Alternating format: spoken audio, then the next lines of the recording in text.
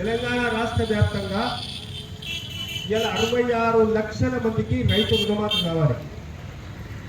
కానీ వాళ్ళు ఇప్పటివరకు చేసింది 17,300 కోట్లు మాత్రమే. ఈ 17,300 కోట్లలో 7,500 కోట్లు మాత్రమే ఇప్పుడు బ్యాంకులో పడ్డాయి. మిగతా ఇవ్వలేదు. 66 లక్షల ఖాతాదారులు ఎవరైతే రైతులు బ్యాంకులో లోన్ తీసుకున్నారో వాళ్ళ లెక్క ప్రకారం 22 లక్షల మందికి ఇస్తుంది. అంటే ఈ ప్రభుత్వం అసెంబ్లీ ఎన్నికల ముందు, అసెంబ్లీ బడ్జెట్ సమావేశాలకు ముందు 45,000 కోట్ల రూపాయల రుణమాఫీ చేస్తుందని చెప్పింది. ఒక 10 రోజుల తర్వాత 40,000 కోట్ల రూపాయల రుణమాఫీ చేస్తుందని చెప్పింది. మరి దాని మీద కమిటీ వేసింది. కమిటీ వేసి దాంట్లో ఐటీ కట్టోళ్ళు, ఇన్కమ్ ట్యాక్స్ కట్టోళ్ళు, ఉద్యోగస్తులు, లేకుంటే ఆ విధంగా రేషన్ కార్డు లేనోళ్ళు, ఆధార్ కార్డు లేనోళ్ళు అన్ని లెక్క తీసి 31,000 కోట్ల రూపాయల రుణమాఫీ చేస్తామని చెప్పింది. చివరకు చూస్తే 3 దఫాలుగా 1,00,000 రూపాయలు, 1,50,000, 2 లక్షల రూపాయలు, 3 దఫాలుగా చూస్తే 17,300 కోట్ల రూపాయలకే వస్తుంది. అంటే ఇది మరి కేసీఆర్ ఆ విధంగా ఊలేదు.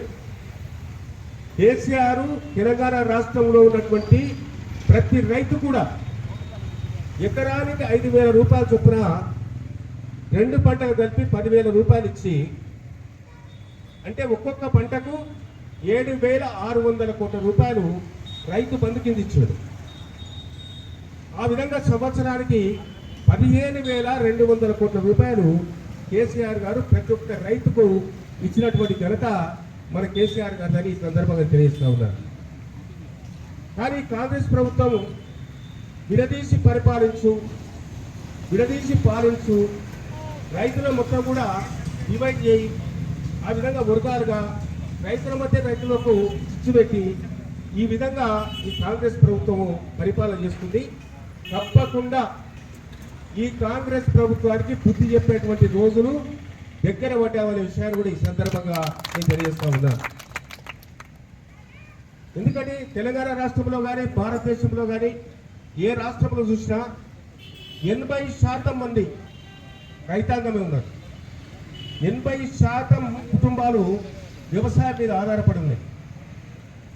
ఆ విధంగా వ్యవసాయం మీద ఆధారపడి ఎన్నో కష్ట నష్టాలు కూర్చి, ఎన్నో సమస్యలతోటి, ఆర్థిక ఇబ్బందులతోటి కాయ కష్టం చేసి చెమటోడ్చి ఈరోజు రైతులు పంట పండించి ఇలా మొత్తం కూడా రాష్ట్రానికి, దేశానికి అన్నం పెట్టుకుంటే అటువంటి రైతులకు అన్యాయం చేస్తే రైతులు ఊరుకుంటారా? ఏమ్మా వేరమ్మా, రైతులు ఊరుకుంటారా? ఈ పేరే తల్లి నాగమ్మ, ఏ ఊరు? లింగసారపల్లి. ఇది మాఫీ అయిందా? ఇగో నాగమ్మది మాఫీ కాలేదంట. కాలేదని చెప్తాను. నాగమ్మది కూడా బ్యాంకులో లోన్ తీసుకున్నది, ఆమెది కూడా మాఫీ కాలే. పాపం నాగమ్మ సంటి పిల్లలు ఎత్తుకొని వచ్చింది. మరి సంటి పిల్లలు ఎత్తుకొచ్చినప్పుడు ఈ కాంగ్రెస్ వాళ్ళకు బుద్ధి రావాలి కదా. ఆ విధంగా ఎంతమంది బాధపడుతున్నారు. ఈ కాంగ్రెస్ క్యాబినెట్ లో సమన్వయం లేదు. ముఖ్యమంత్రి ఓ మాట చెప్తాడు, వ్యవసాయ శాఖ మంత్రి తుమ్మల నాగేశ్వరరావు ఓ మాట చెప్తాడు, రెవెన్యూ శాఖ మంత్రి పొంగులేటి శ్రీనివాసరెడ్డి ఒక మాట చెప్తాడు, ఇరిగేషన్ శాఖ మంత్రి ఉత్తమ్ కుమార్ రెడ్డి ఒక మాట చెప్తాడు. వాళ్ళకే పొంతం లేదు. ఉదయం ఒకటి స్టేట్మెంట్ ఇస్తాడు, మధ్యాహ్నం ఒకటి ఇస్తాడు, సాయంత్రం ఒకటి ఇస్తాడు, రాత్రికి ఒకటి స్టేట్మెంట్ ఇస్తాడు. ఈ విధంగా పొంతం లేనటువంటి స్టేట్మెంట్లతోటి రాష్ట్ర ప్రజలను మొత్తం కూడా అయోమయానికి గురి చేస్తున్నటువంటి ఈ కాంగ్రెస్ ప్రభుత్వం ఎన్ని రోజులు మనజాదనే విషయాన్ని ఇప్పుడే సత్యంరెడ్డి గారు చెప్పినట్టుగా తప్పకుండా ఇది కూలిపోక తప్పదనే విషయాన్ని కూడా ఈ సందర్భంగా నేను తెలియజేస్తా ఉన్నాను. అయ్యా కేసీఆర్ గారు మరి అడగకుండానే చాలా కార్యక్రమాలు చేసింది. రైతు బంధు ఎవరు చెప్పలేదు. ఆయన మొట్టమొదటిసారి ముఖ్యమంత్రి అయిన తర్వాత రైతులకు పెట్టుబడి ఇవ్వాలి, రైతులు రాజు చేయాలి, రైతులు లక్షాధికారి చేయాలి, రైతులు బ్యాంకు దగ్గరికి పోయి దేయాన్ని చెయ్యి ఆపకుండా రైతులు పంటలు పండించుకొని ఆ పంట ద్వారా వచ్చిన ఆదాయం ద్వారా బ్యాంకులో రైతులు డిపాజిట్లు చేసే స్థాయికి తీసుకురావాలనే ఉద్దేశంతో కేసీఆర్ గారు రైతు బంధు కార్యక్రమాన్ని మొట్టమొదటిసారిగా ఎకరానికి 4,000 చొప్పున 2 పంటలకు 8,000 చొప్పున ఇవ్వడం జరిగిందని ఈ సందర్భంగా తెలియజేస్తూ ఉన్నారు. రెండవసారి ముఖ్యమంత్రి అయిన తర్వాత మనం ఏం అడగలేదు, మళ్ళీ ఎకరానికి 5,000 చొప్పున 2 పంటలకు 10,000 చొప్పున చేసినటువంటి ఘనత కూడా మన కేసీఆర్ గారి. జై తెలంగాణ, కేసీఆర్ నాయకత్వం. ఎద్దు ఏడ్చిన వ్యవసాయం బాగుపడతాక రైతు ఏడ్చిన రాజ్యం బాగుపడదు. 66 లక్షల రైతు కుటుంబాలకు సంవత్సరానికి 1,350 కోట్ల రూపాయలు ఎల్ఐసి డిపార్ట్మెంట్కు, జీవిత బీమా సంస్థకు రాష్ట్ర ప్రభుత్వం ద్వారా ప్రీమియం చెల్లించి రైతు బంధు ఏ విధంగా ఇవ్వాలి, రైతు బీమా ఏ విధంగా ఇవ్వాలి, 24 గంటల కరెంట్ ఏ విధంగా ఇవ్వాలి, ఎంఎస్పి మినిమం సపోర్ట్ ప్రైస్ కనీస మద్దతు ధర ఏ విధంగా ఇవ్వాలి, రైతులకు బోనస్ ఏ విధంగా ఇవ్వాలి అనేది ఏప్రిల్ నెలలో ప్రభుత్వాలు చేయవలసిన బాధ్యత ఉంది. కానీ కాంగ్రెస్ ప్రభుత్వానికి ఈ ఎక్కడ కూడా అవగాహన లేదు.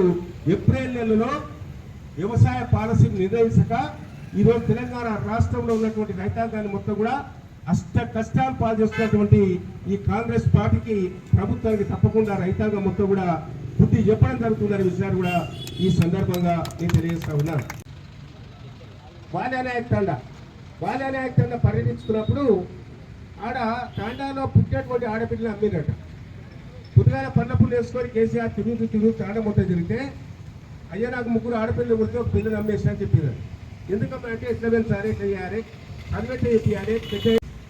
ఈ బీద కుటుంబాల్లో తెల్ల రేషన్ కార్డు ఉన్నటువంటి కుటుంబాల్లో ఏ కులమైన పర్వాలేదు, ఆడపిల్ల పెళ్లికి 18 సంవత్సరాల తర్వాత కళ్యాణ లక్ష్మి ముస్లింలకైతే షాదీ ముబారక్ ఇవ్వాలని చెప్పి 50,000 నుంచి ప్రారంభించి 75,000 చేసి ₹1,00,000 చేసినటువంటి ఘనత మన కేసీఆర్ గారు. అదేవిధంగా మన రైతు బంధు 10,000 ఇస్తామంటే ఆయన రైతు భరోసా అని పేరు పెట్టి 15,000 ఇస్తారు. వచ్చిందా ఒక్కరికన్నా?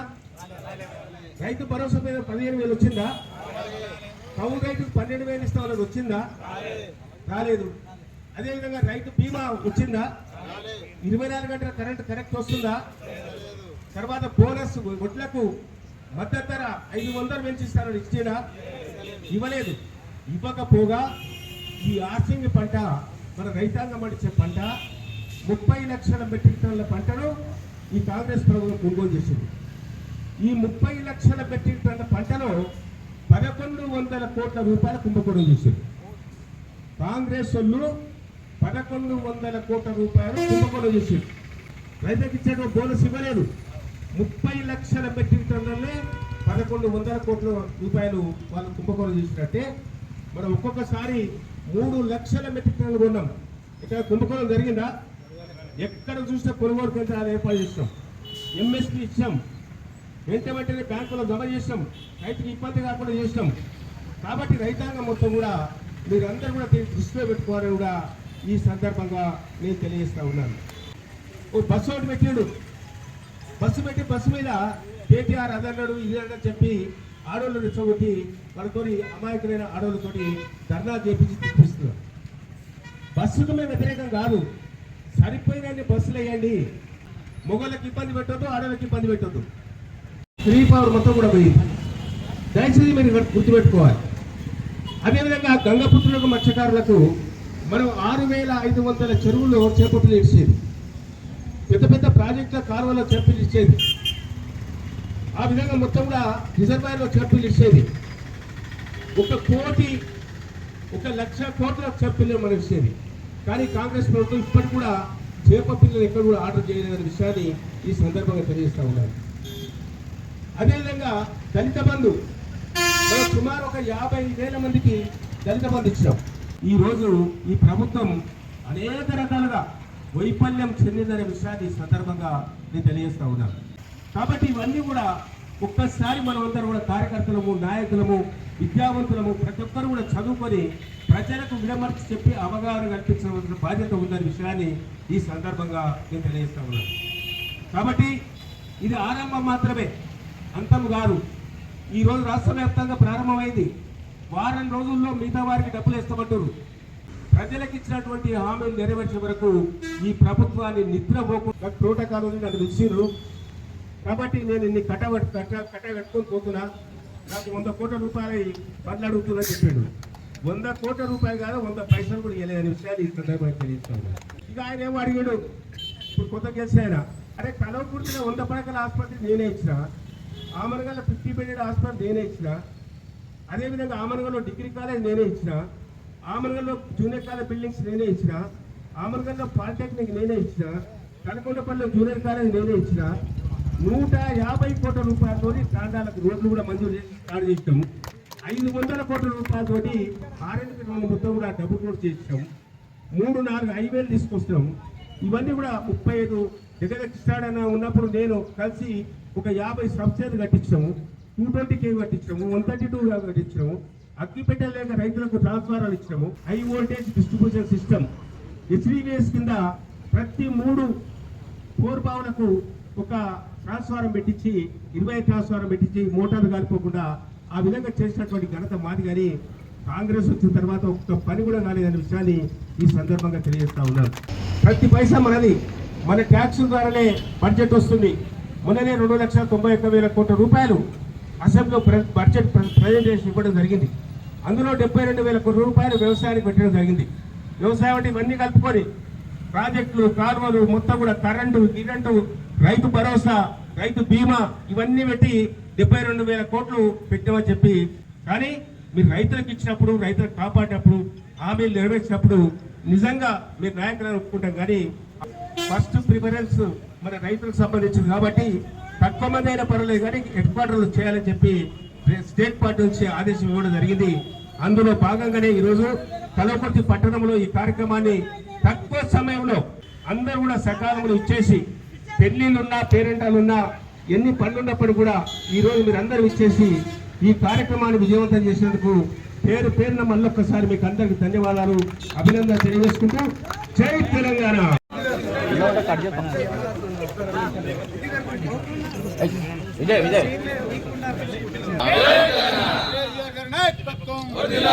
చేయాలి రైతులకు రుణమాఫీ వెంటనే, షరతులు లేని రుణమాఫీ వెంటనే, షరతులు లేని రుణమాఫీ వెంటనే. కేసీఆర్ గారి నాయకత్వం, జగన్ గారి నాయకత్వం, జై తెలంగాణ.